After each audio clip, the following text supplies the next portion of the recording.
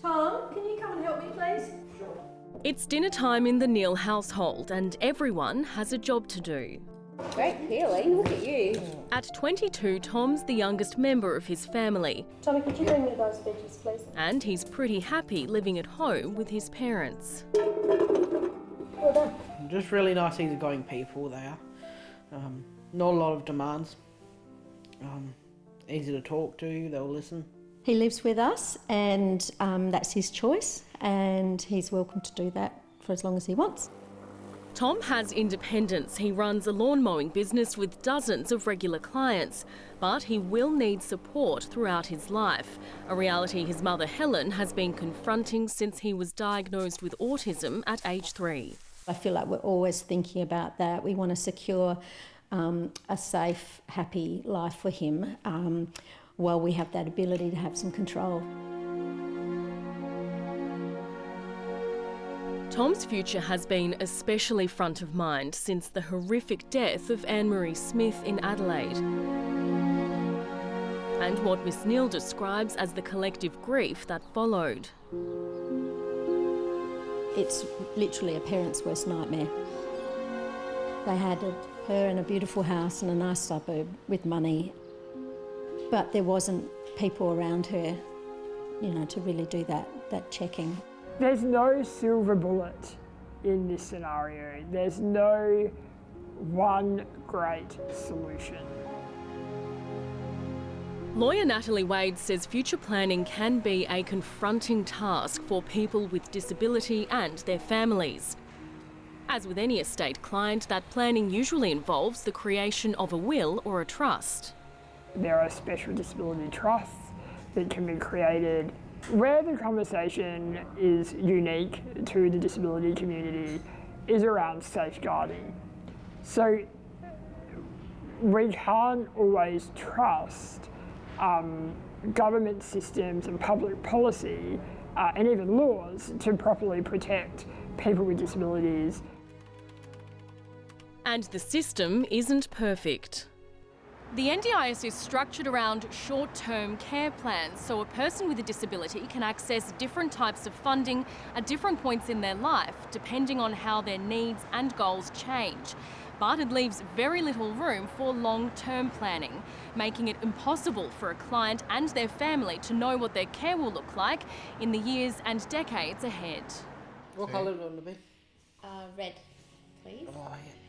Future planning for Tom will involve financial and legal structures, but fostering a strong support network is the top priority.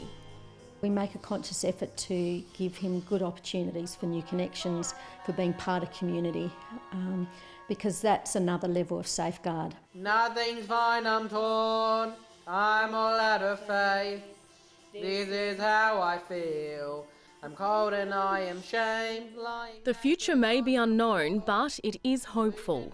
We're all realistic that we're not here forever, so I'll do what I can while I'm on this side of the earth and have faith and trust that other people will care enough, because I know there are people like that. Is that the end? Yeah. Planning ahead while enjoying the present. High five. Isabel Dayman, ABC News, Adelaide. SA Best MLC Connie Benares has delivered an impassioned speech in Parliament describing her experience of alleged sexual harassment by a fellow MP. It's the first time Ms Benares has spoken publicly about the behaviour of ousted Liberal Sam DeLuc, who's facing an assault charge after admitting to inappropriate behaviour at a parliamentary Christmas party. State political reporter Isabel Dayman is at Parliament House. Isabel, how did this speech come about?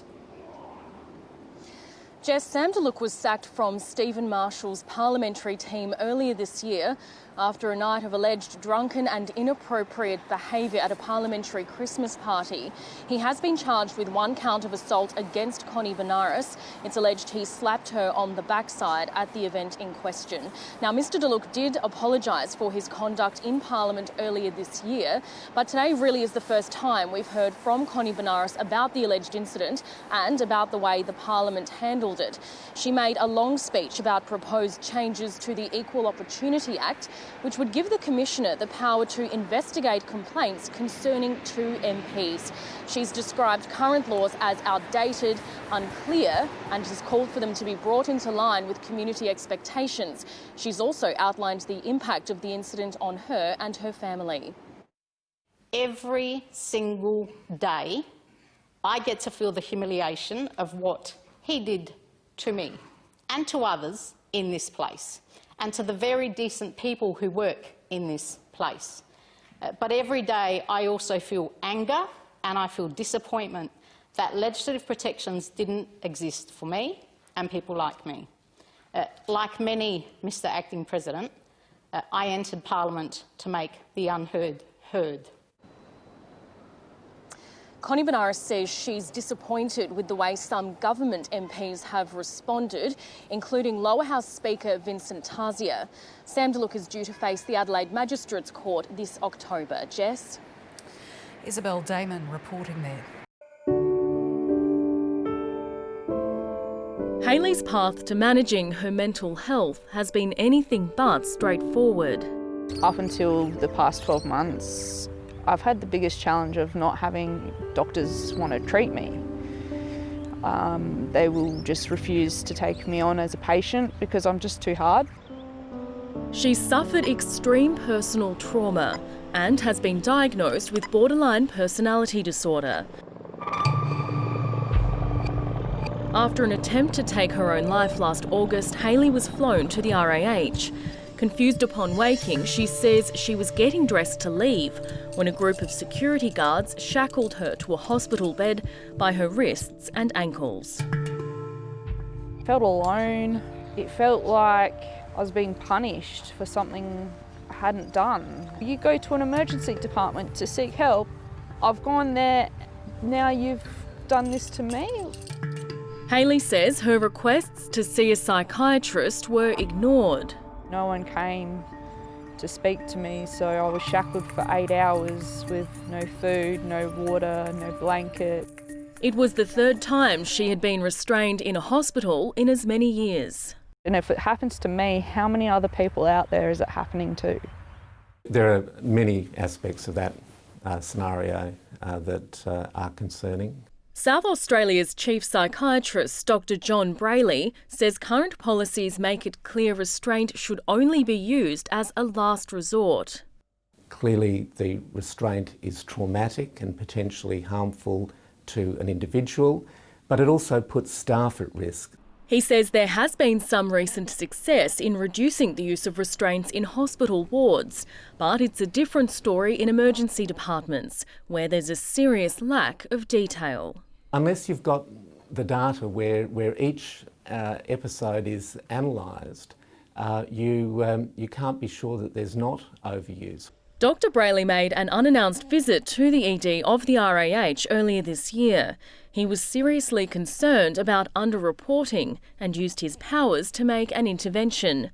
That means the emergency department has until later this month to show it is properly reporting and reviewing cases where a person's been restrained or placed in seclusion.